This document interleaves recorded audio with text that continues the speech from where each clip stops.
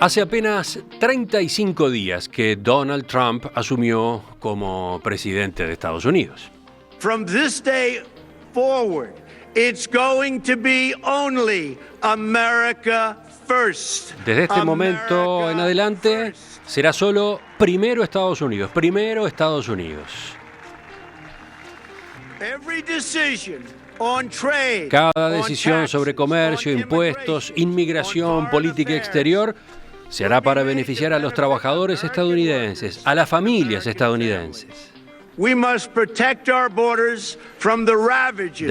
proteger nuestras fronteras de los estragos de otros países que fabrican nuestros productos, roban nuestras compañías, destrozan el empleo. En poco más de 4 semanas de gestión, a partir de planteos como ese que escuchábamos en su discurso de inauguración, Trump copó la agenda internacional con una nueva política migratoria que abre las puertas a las deportaciones masivas, se enfrentó abiertamente al Poder Judicial por un decreto que prohíbe la entrada de refugiados e inmigrantes de 7 países de mayoría musulmana, debió hacer cambios prematuros en el gabinete y anunció la renegociación de varios tratados de libre comercio, poniendo en vilo también a la economía mundial. ¿Qué saldo deja este estreno vertiginoso de Trump al frente del gobierno de Estados Unidos? Ese es el tema que vamos a analizar en esta edición de La Mesa, hoy lunes 27 de febrero de 2017. Para eso nos acompañan Graciana del Castillo, economista doctorada en la Universidad de Columbia, miembro del Council on Foreign Relations de Estados Unidos, exdirectora de Riesgo Soberano para América Latina en Standard & Poor's. Graciana, bienvenida de nuevo. Muchas gracias, encantada de estar con ustedes. Camilo López, politólogo especializado en política exterior, ya ha estado varias veces en las mesas de En Perspectiva, él está acá en estudio. Buen día, Camilo. Buen día. Y Carlos Loaiza, abogado especializado en tributación y derecho empresarial, colaborador habitual de En Perspectiva. Carlos, a distancia también, bienvenido por esa vía. Muchísimas gracias, Emiliano, y saludos para ti y para la audiencia. Vamos a una primera pregunta que podría plantearles. Vamos a un primer capítulo.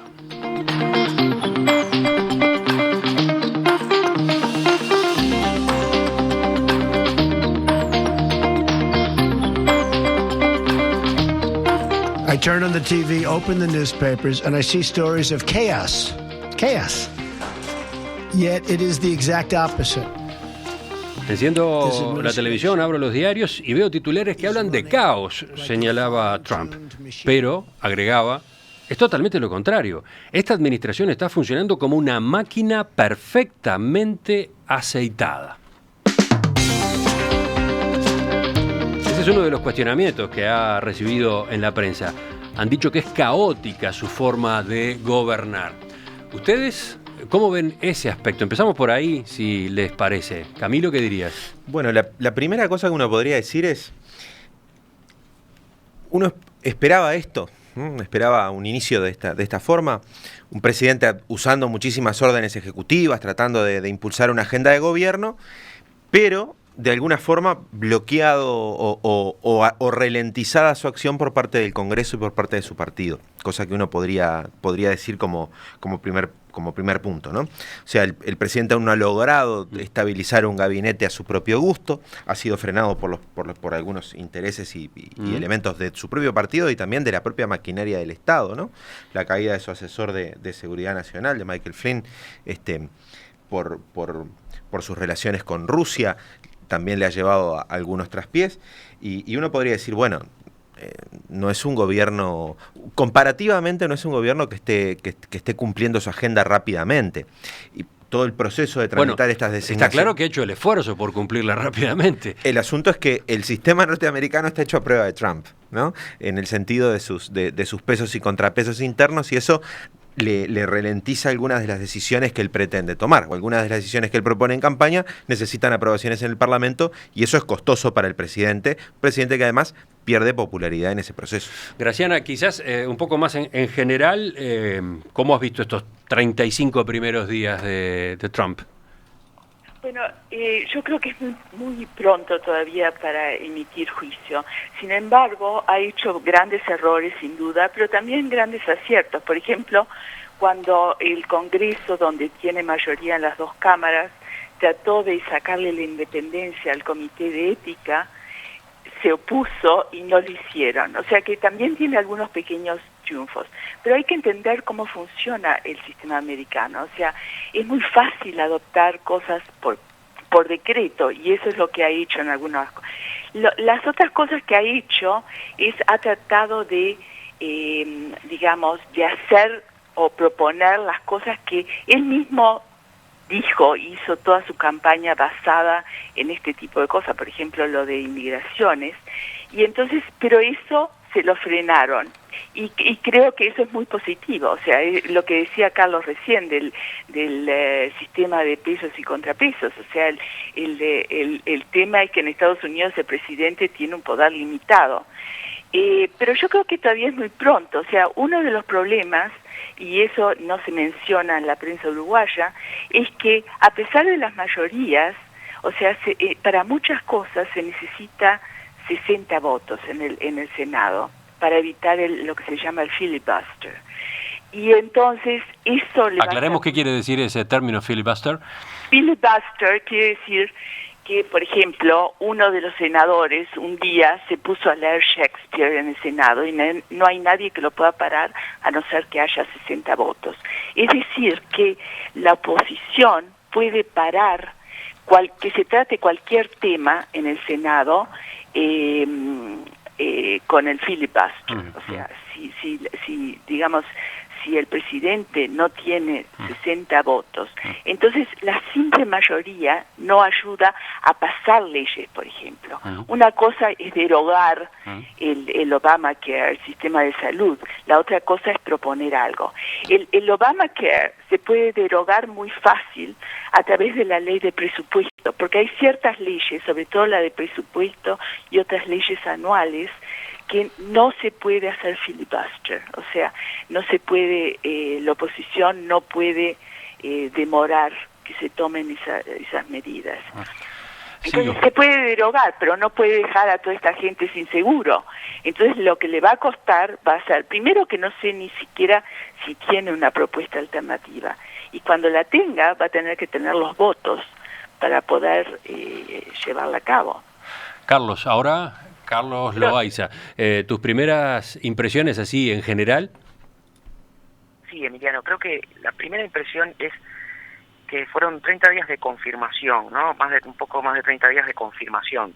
Creo que ha servido para confirmar, primero, que la versión de Obama, o como dice el New York Times, las 5 versiones de Trump, las 5 versiones de Trump que vimos durante la campaña, entre otras el Trump mediático, y termina diciendo el New York Times el Trump esencial, que básicamente es esa cara que él mostró, furibunda, agresiva, xenófoba en muchas apreciaciones, de este nacionalismo extremo, se refleja también en sus primeras acciones de gobierno. Creo que muchos esperaban que esto fuera una actitud pour la galerie, con fines electorales, y que luego se moderara al momento de tomar decisiones. Pero desde el primer momento, en la elección de sus asesores de confianza, para empezar Bannon, y luego con acciones concretas como el decreto, el veto, comenzó a mostrar que realmente quien había dicho que lo es en el gobierno, y que las cosas que dijo que iba a hacer, las va a hacer. Y es más, una de sus obsesiones, ya desde su discurso inaugural, es ser consistente con lo que prometió. Se puede decir que él confirma ese desprecio actual de la sensibilidad del sentir popular, del zeitgeist por las clases políticas, demostrando que él sí va a cumplir con sus promesas. Esa es la primera confirmación. La segunda confirmación tiene que ver con algo que decía Camilo, que es que el sistema americano es, en general y en términos mayoritarios, un sistema a prueba de Trump. No creo que sea a prueba de cualquier cosa que pueda querer hacer Trump, pero sí está demostrado que tanto el Poder Judicial, al que Trump evidentemente no comprende y desprecia, y el Congreso van a suponer un freno y un contrapeso importante para las decisiones de Trump en el ejercicio de gobierno en los próximos años. Eso creo que son los primeros aspectos desde el punto de vista general que se pueden decir de su gobierno.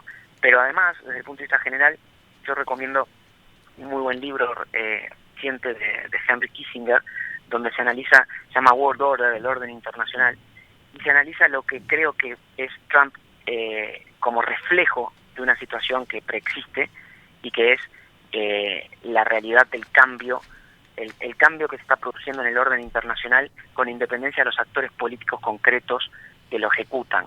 Me refiero a May ejecutando el Brexit o a Trump llevando adelante esta nueva política proteccionista y nacionalista y hasta xenófoba. Son reflejos de un nuevo orden internacional que se está gestando y que se está comenzando a configurar y del que todavía estamos viendo los primeros pasos, ¿no? Estamos atisbándolo. Ese es un comentario general, ¿no?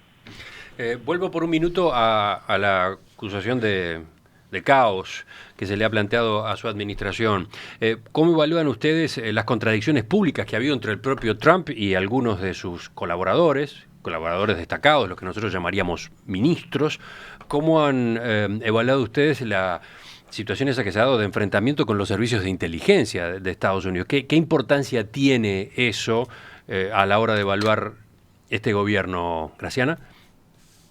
Bueno, antes de contestar esa pregunta, yo creo que es importante hablar un poco de cómo es su equipo. O sea, todavía no tiene el equipo formado en su totalidad, todavía faltan miembros del gabinete y demás. Yo creo que esto que ha pasado... Ayer mismo acaba de bajarse otro, ¿no? Pero el tema importante para mí es que el principal error de Trump en estos días fue la reconfiguración del Consejo de Seguridad Nacional, donde además de Flynn, del general Flynn, que había nombrado como su asesor de seguridad nacional, incluyó a Bannon, que es un dogmático radical, que es su asesor, pero que lo puso contra todo, digamos, lo que ha pasado en el futuro y la idea del Consejo, lo puso porque Bannon es un asesor político. Uh-huh. Y el Consejo de Seguridad Nacional de la Casa Blanca, justamente lo que se trata es que discuta temas de seguridad nacional separado de lo que es el proceso político. O sea que ya ahí fue una metida de pata monumental. Pero lo bueno es que ahora cambió a Flynn, o sea, sacó a Flynn y puso a McMaster, que es un tipo de primera, es un un teniente general en ejercicio que lo nombró, y creo que eso es fundamental, o sea, es un cambio fundamental. Alguien sumamente pragmático que ha tenido una influencia muy positiva en todos los que son políticas contra la insurgencia. O sea que el tema para mí ahora lo que está pendiente es ver si saca Bannon o no y yo tengo esperanzas de que lo haga. Si saca Bannon del Consejo de Seguridad Nacional, yo creo que eso sería algo muy, muy positivo. Ahora, dicho eso, la pregunta era ¿cómo nos movemos ahora? ¿Qué es lo que va a pasar? Sí, no, sobre todo mi consulta era a propósito de estas contradicciones que ha habido entre él y algunos de sus secretarios. Me pregunto también por el enfrentamiento con los servicios de inteligencia, ¿no? Sí, pero ese es el sistema. O sea, con los servicios de inteligencia yo creo que eso, teniendo a un equipo tan fuerte como es Mattis con McMaster, yo creo que eso ya no va a ser el problema que fue inicialmente.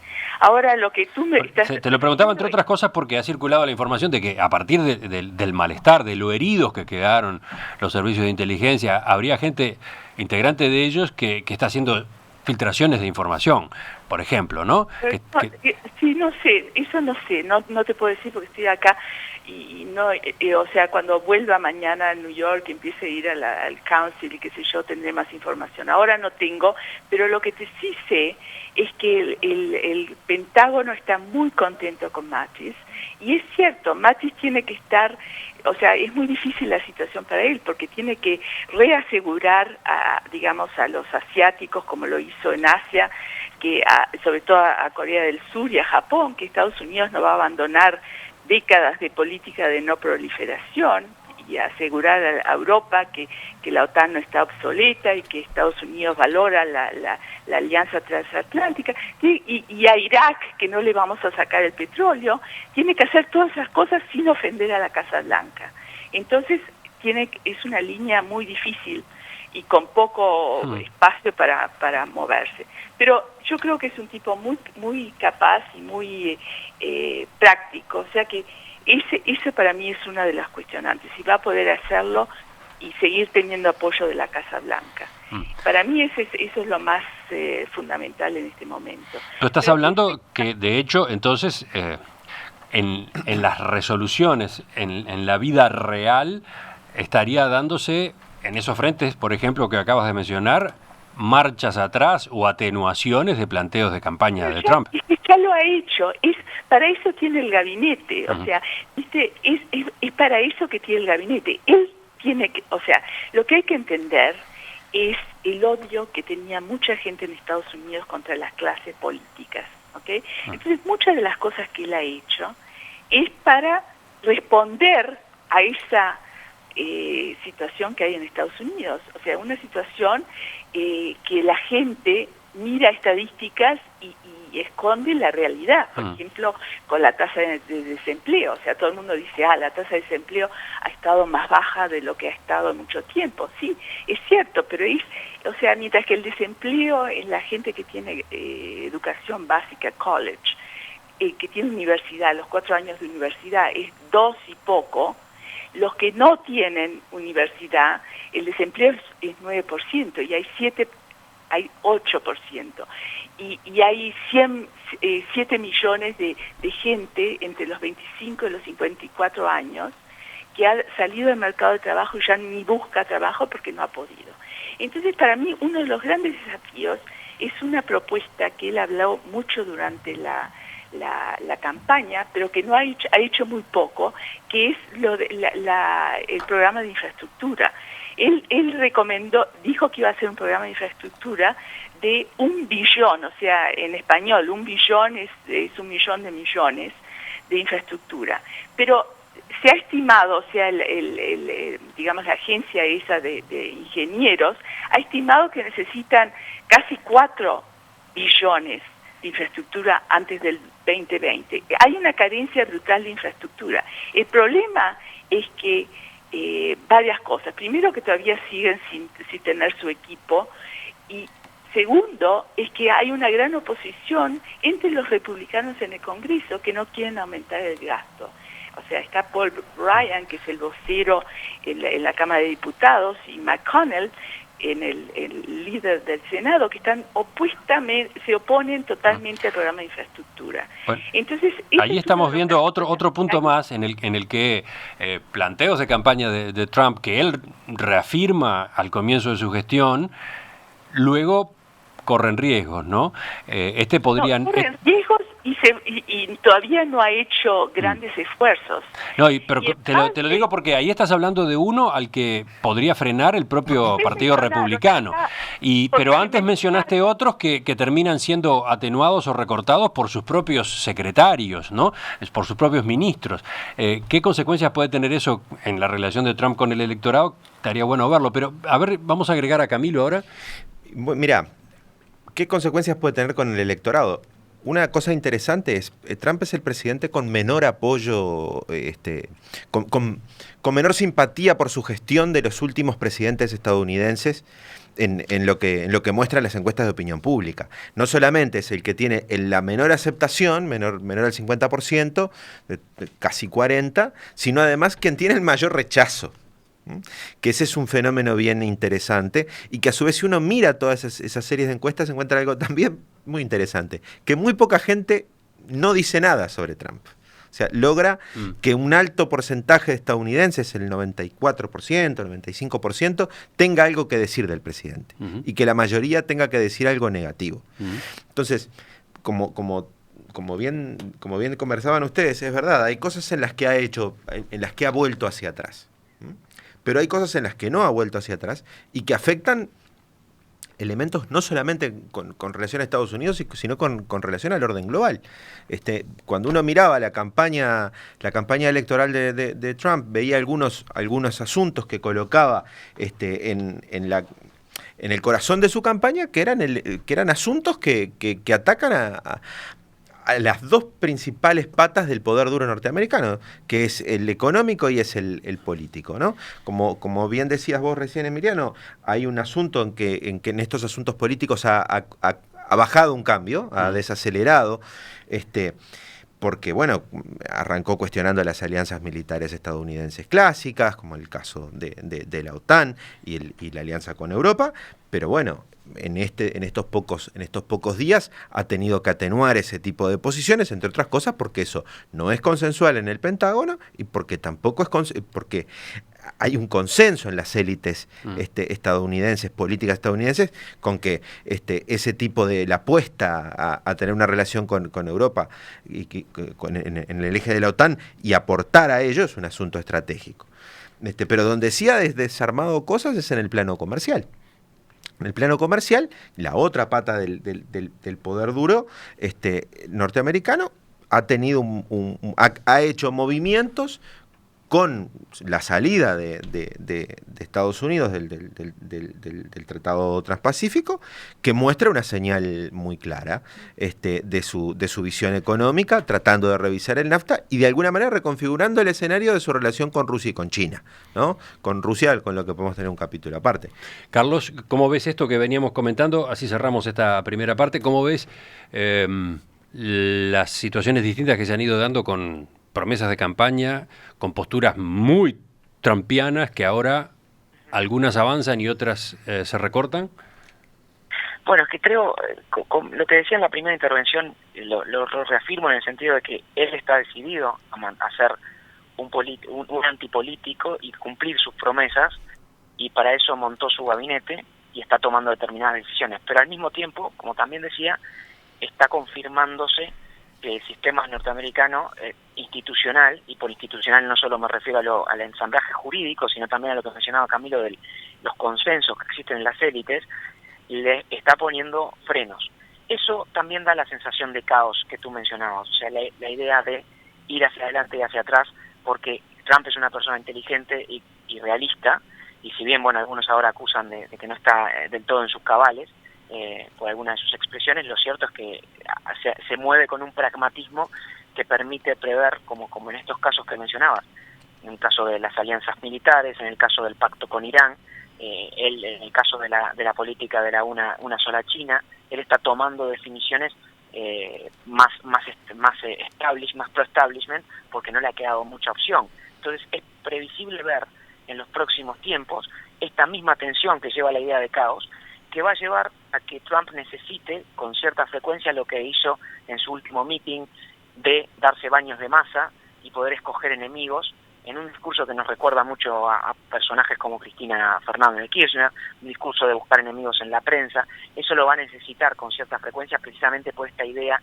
por estas acusaciones que recibe, por esta idea de caos, y creo que en el mejor de los escenarios va a dar muchísima imprevisibilidad en los próximos tiempos, en el peor directamente para su gobierno, no digo para el mundo, pero para su gobierno al menos puede llevar incluso a una destitución. O sea, esta es la realidad de los próximos tiempos.